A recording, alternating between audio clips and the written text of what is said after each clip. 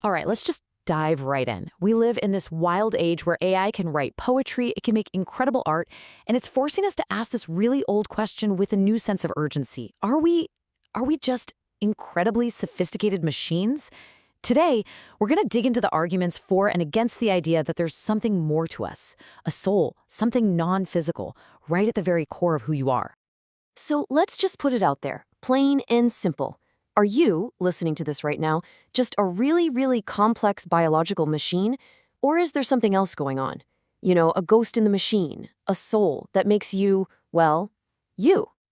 You know, the main philosophical argument for the soul is based on this idea called inference to the best explanation. And it sounds fancy, but it's actually pretty simple. It goes like this.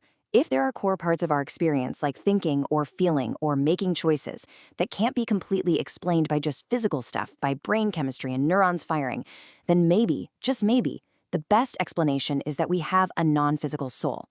So let's see how this argument actually holds up when we put it to the test. Okay, so the first major hurdle for the "we're just a machine" idea is reason. For the longest time, the argument was pretty straightforward. Humans can think, machines can't, so therefore we're not just machines. But in the age of AI, is that really true anymore?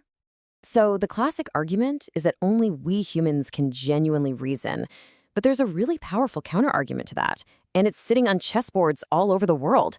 See, chess-playing computers don't just blindly follow commands. No, they strategize. They set goals, they anticipate their opponent's moves, and they learn from their mistakes. I mean, for all intents and purposes, they appear to reason. And here's where it gets really interesting. These machines don't win by just brute force, you know? Calculating every single possible move in a game of chess would take longer than the age of the universe. Instead, they work a lot more like human grandmasters. They analyze thousands and thousands of past games, they learn what strategies work, and they adapt on the fly. They even come up with creative, brilliant moves that their programmers never saw coming. And today, the best AI programs consistently beat the best human players on the planet. So the reason challenge, it seems like that one's been met. Okay. So maybe a machine can reason. Fair enough. But someone defending the idea of the soul has another move to make. They can say, fine, a machine can think, but it can't feel. It can't experience something like love or depression or fear. So let's dig into that one. Science fiction has been playing with this idea for decades.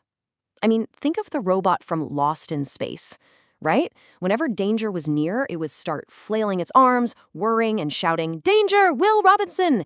It sure acted like it was worried. Or for a way more complex example, what about Marvin the paranoid android from The Hitchhiker's Guide to the Galaxy?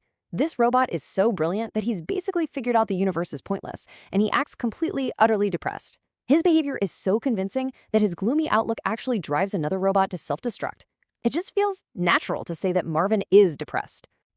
But maybe the most haunting example of all is HAL 9000 from 2001: A Space Odyssey.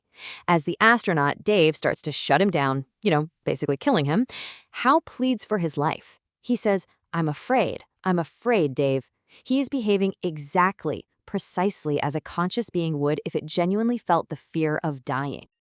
But here's the twist. This is where the whole debate takes a sharp turn, because it's not really about whether a machine can act like it has feelings.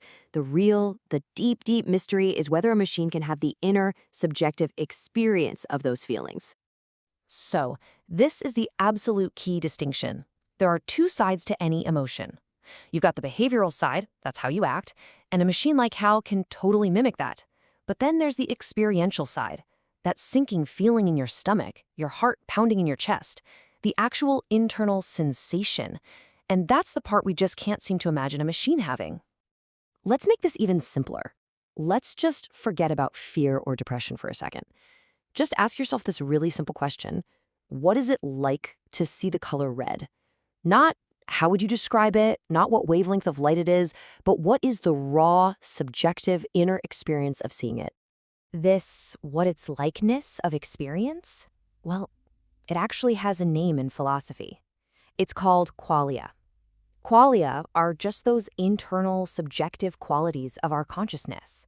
The taste of a fresh strawberry, the sound of a cello, the feeling of pure joy.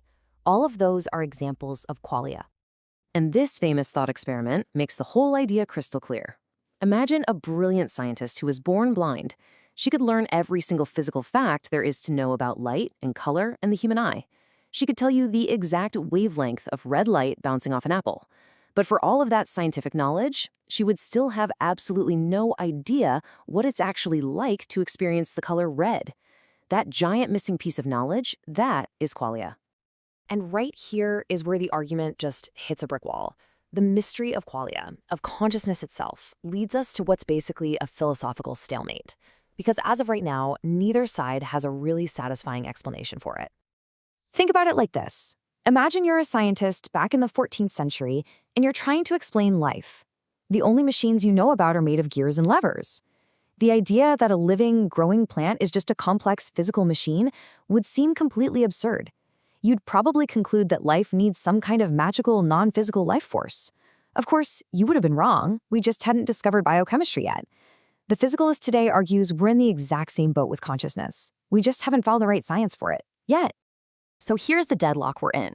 The physicalist says, look, we can't explain qualia in physical terms yet, but we will one day. They admit they don't know, but they have faith in a future scientific explanation. Then the dualist says, oh, I can explain it. The soul does it. But that's not really an explanation, is it? It's just giving the mystery a different name. It doesn't tell us how a non-physical soul creates these experiences. So for now, on the question of consciousness, it's pretty much a philosophical tie. But the argument for the soul has one last, really powerful card to play. And this one might be the most personal one of all: free will. A computer, no matter how complex it gets, is what we call a deterministic system. If you give it a certain input, and you know its programming, the output is fixed. It's set. It just follows the laws of physics and the lines of its code. It has no choice in the matter. And this leads to a really powerful argument. Let's just walk through it together step by step. Premise 1, we have free will. We experience ourselves as making real choices. Premise 2, nothing that's subject to determinism, to fixed laws of cause and effect, can have free will. Premise 3, all purely physical systems, from a computer to the atoms in your brain, are governed by the deterministic laws of physics. Now, if you accept all three of those premises, the conclusion seems almost unavoidable. We cannot be a purely physical system. There has to be something more. And this brings the entire, huge, messy debate right back to you. Are your thoughts, your feelings, your choices simply the output of the incredibly complex programming in your brain? Or are you, in some deeper sense, the one who's actually writing the code? A computer just follows its program. The ultimate question is, do you?